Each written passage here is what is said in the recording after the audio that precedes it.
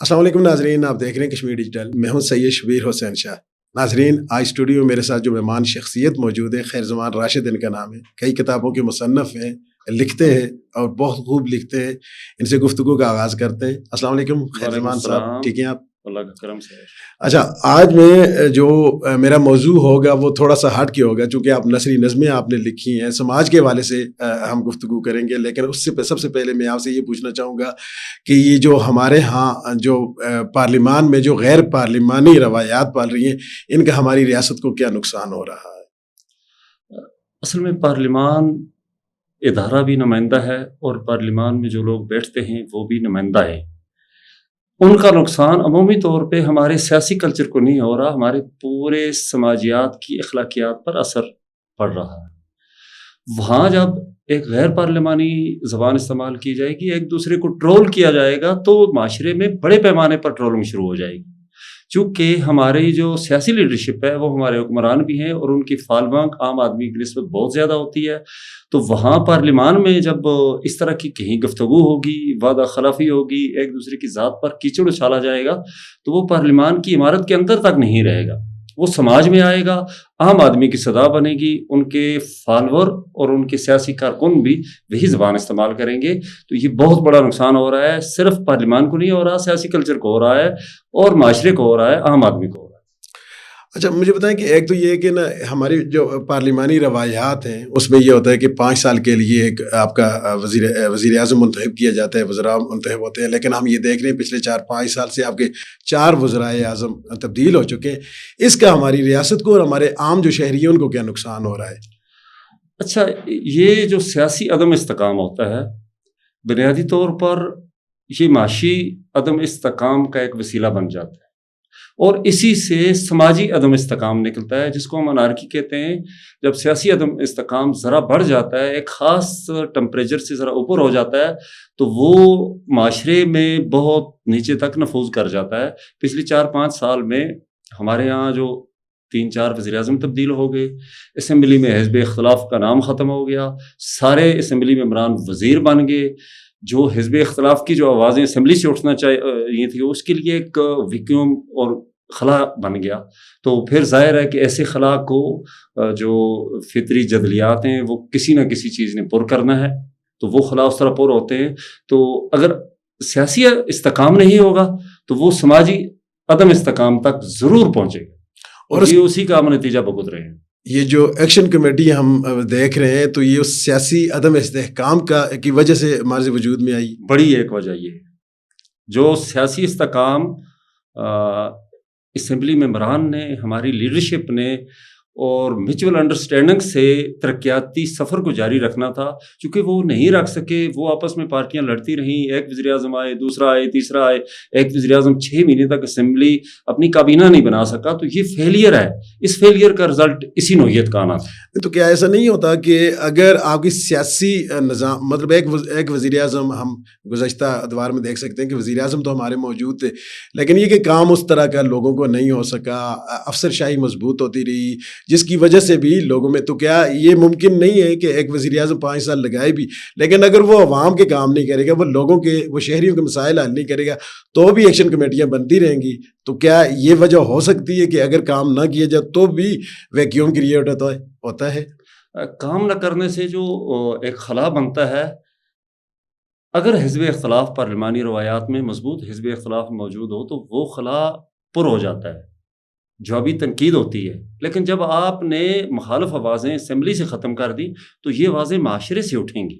تو یہ فیلئر ہے ہماری سیاسی اشرافیہ کا کہ انہوں نے اپنے کچھ مفادات کے لیے جو ایک پارلیمانی اصولوں کے تحت جس طرح سیاست کو آگے بڑھنا تھا اس طرح نہیں بڑھنا دیا، اور ایک خلا پیدا کیا جس کو پر کرنے کے لیے پھر عام آدمی سامنے آ گیا. ابھی حال ہی میں ہم دیکھیں تو جو مسلم لیگ نون ہے، انہوں نے سب سے پہلے تو یہ کیا کہ انوار الحق کو ووٹ دیا.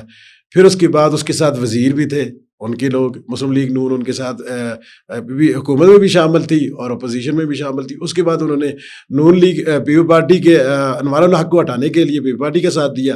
اور اس کے بعد اب وہ اپوزیشن میں بیٹھی ہوئی ہیں، تو کیا یہ لوگوں پہ کیا تاثر جاتا ہے اور اس سے کیا مسئلے مطلب پیدا ہو سکتے ہیں جس مزید؟ وقت ہم اخلاقیات کی اور رویوں کی بات کرتے ہیں تو وہ صرف عام آدمی کے لیے ضروری نہیں ہے. عام آدمی کی نسبت خاص آدمی کے لیے ایمانداری، مسؤولیت اس سے زیادہ ضروری ہے.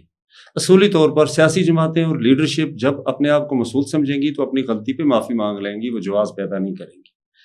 آزاد کشمیر اسمبلی کے جو ہمارے لیڈران ہیں اور پارٹیاں ہیں، انہوں نے یہ جو غیر پارلیمانی رویہ اختیار کیا، یہ بنیادی طور پر غلط تھا، غلط ہے اور اس کو غلط کہا جائے گا. آج نون لیگ کا حزب اختلاف میں آنا اور 4 سال یا 3 سال باقاعدہ اقتدار کا اور اسمبلی کا حصہ رہنا، یہ 2 متضاد چیزیں ہیں.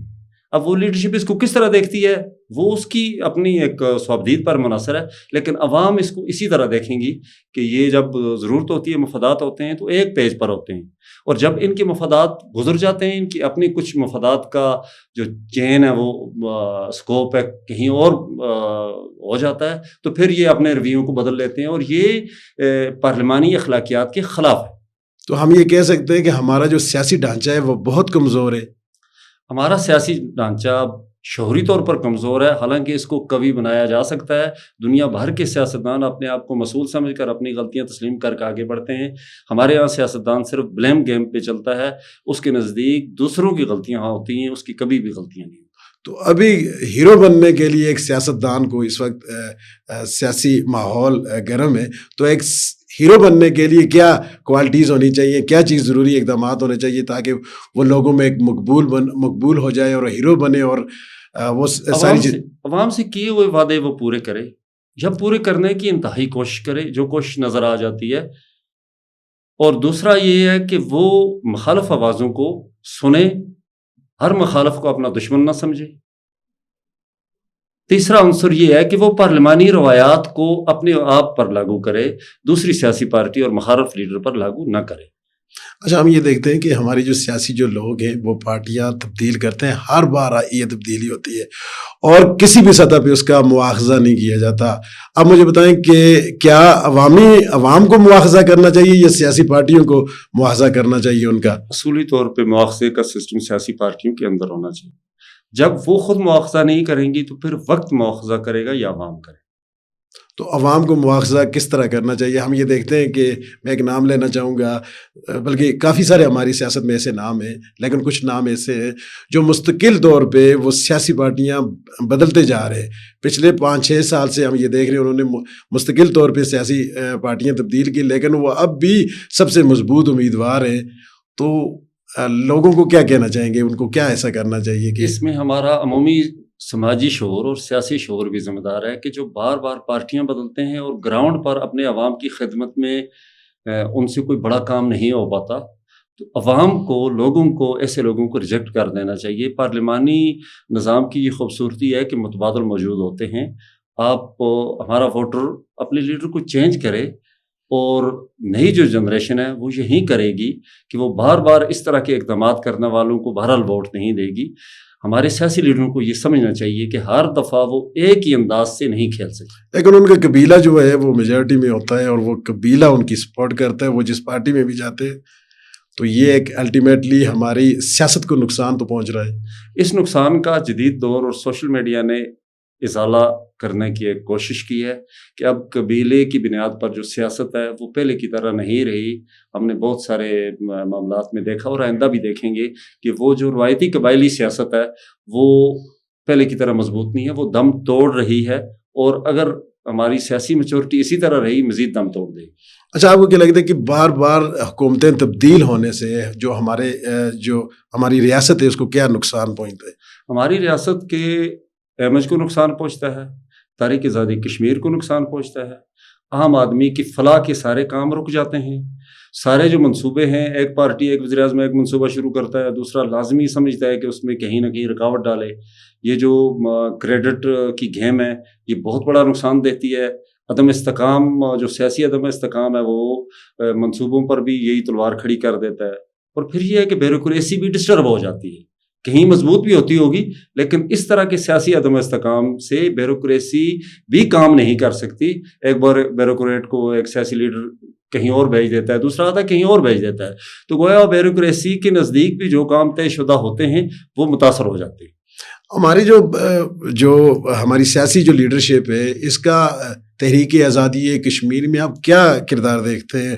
آپ یہ کہہ رہے تھے کہ تحریک آزادی کشمیر کے کردار اس کو نقصان پہنچتا ہے، تو ان کا کردار کیا ہے جو نقصان پہنچے گا؟ دیکھیں ان کا کردار ہونا چاہیے. اصولی طور پہ اس وقت مظفر آباد کا جو چہرہ ہے، ہماری اسمبلی ہے، ہمارے وزراء ہیں، ہمارا وزیر اعظم ہے، ہمارا صدر، نقصان یہیں پہنچتا ہے کہ جب وہ ایک منقسم قوم کے لیڈران کی صورت میں سامنے موجود ہیں اور وہ اس کا حق ادا نہیں کر رہے، تو دنیا دیکھ رہی ہے کہ یہ اپنی چھوٹی چھوٹی جھگڑوں میں پڑے ہوئے ہیں. ویسے ایک شغل شروع کیا ہوا ہے، پر مضبوط پارلیمانی روایات بھی نہیں ہیں، اور اپنے بنیادی جو وسائل ہیں ان کو بھی برابر عوام پر نہیں لگا رہے، آپس کی جنگیں ہیں. تو گویا تحریک آزادی صاف نظر آتی ہے، ایک طرح سے لکھا ہوا نظر آتا ہے کہ تحریک آزادی ان کے لیے ثانوی سے بھی بہت پیچھے ہے. اس میں تو کوئی دوسری رائے نہیں ہے. مجھے بتائیں کہ ایکشن کمیٹی آگے الیکشن میں جا رہی ہے، تو آپ کو کیا لگتا ہے کیا ایکشن کمیٹی کو الیکشن میں آنا چاہیے؟ اور اگر آنا چاہیے، اگر آ گئی تو وہ کتنے اپنی لوگوں کو اسمبلی میں بھیج سکتی ہے، اس پوزیشن میں ہوگی؟ میں سمجھتا ہوں کہ ایکشن کمیٹی کا جو کام ہے وہ بنیادی طور پر آزاد کشمیر کے لوگوں میں اپنے حقوق کے حوالے سے شعور پیدا کرنے کا کام ہے، اور یہ تنظیمی کام نہیں ہے، یہ وقت کی ضرورت ہے. جس طرح میں نے گزارش کی کہ جب سیاسی خلا پیدا ہوگا تو عوام کہیں شدت کے ساتھ، کہیں نرمی کے ساتھ، کہیں امن کے ساتھ ضرور اٹھے گی، سامنے آئے گی. تو ان کی وہ کوشش ہے جس میں بہت ساری حزبیتوں سے نکال کر، طرح طرح کے نعروں اور پرچموں سے نکال کر لوگوں کو ان کے مسائل سے جوڑ دی ہے. تو ایکشن کمیٹی اگر سیاست میں آنا چاہتی ہے تو سیاسی کلچر میں اس کے ساتھ بھی وہی ہوگا. کچھ لوگ منتخب ہو جائیں گے، کچھ نہیں ہوں گے. اگر ہم کہیں کہ ایکشن کمیٹی جس طرح اس شعور کے ساتھ آگے آئی اور لوگوں نے ساتھ دیا ہے، سیاسی جماعت بن کر بھی لوگ ایسا ساتھ دیں گے، تو ایسا ممکن نظر نہیں آتا. تو آپ کو کیا لگتا ہے کہ لوگ کیوں نہیں ساتھ دیں گے؟ اگر وہ ایک سیاسی جماعت میں آ جائے اور لوگوں کے حقوق کی بات کر رہی ہے اور اس کے پاس اچیومنٹس بھی ہیں، تو پھر لوگ اس کا ساتھ کیوں نہیں دیں گے؟ اس کی بہت ساری وجوہات ہیں. بڑی وجہ یہ ہے کہ ہمارے جو معاشرے کا ایک نظام ہے، لوگوں کی وابستگیاں ہیں، اس میں ایک خاص فرق ہے. ذاتی اٹیچمنٹ ہے، برادری بھی کہیں نہ کہیں انوالو ہوتی ہے، اور پھر لوگ یہ بھی دیکھتے ہیں کہ یہ ہمارے جرگوں میں کتنے بیٹھتے ہیں، ہمارے معاملات میں کتنی انٹرپشن ہے ان کی. تو ایکشن کمیٹی سے وابستہ لوگ، ان کے اخلاص اور ان کی محنت میں شک تو نہیں ہے، لیکن سماجی طور پر وہ اس طرح متحرک نہیں ہے جس طرح باقی سیاسی لیڈر متحرک ہیں. باقی سیاسی لیڈروں کے پاس تو ہزار خامیوں کے باوجود اپنے حلقے کے 2000 گھرانوں کے پورے ڈیٹیل ان کو یاد ہوگی، اور وہ نام لے کر ان کی خیریت پوچھیں گے. تو ایکشن کمیٹی کے لوگوں کو اتنی محنت بہرحال کرنی ہوگی یا اس کے قریب پہنچنا ہوگا. تو یہ ٹائم ٹیکنگ چیز ہے. یہ فوری طور پر یہ نہیں ہو سکتا کہ کوئی ایسا انقلاب جو ایکشن کمیٹی کے شہری حقوق کی بنیاد پر جو ایک تبدیلی آ گئی، ہمیں نظر آئی اور محسوس ہوئی، تو الیکشن میں آنے کے بعد بھی ایسا ہوگا. تو ایسا نہیں ہوگا، البتہ فرق ضرور پڑے. آپ یہ کہتے ہیں کہ لوگ ایکشن کمیٹی کے ساتھ تو ہے، لیکن جب انتخابات ہوں گے تو وہ اپنی اپنی سیاسی پارٹیوں کو، اپنی برادری کے لوگوں کو اور اپنے جو قریب لوگ ہیں ان کو منتخب کریں گے. ایکشن کمیٹی اس وجہ سے ناکام ہے. میں ناکام تو نہیں کہہ رہا ہوں، ناکام ہو سکتی ہے. ایکشن کمیٹی ٹیک اوور کر لے گی سیاست میں یہ کہہ رہا ہوں کہ وہ بڑی محنت کے بعد کرے گی. جب سیاسی جماعت بنے گی تو اسے 1-2 الیکشن گزارنے ہوں گے.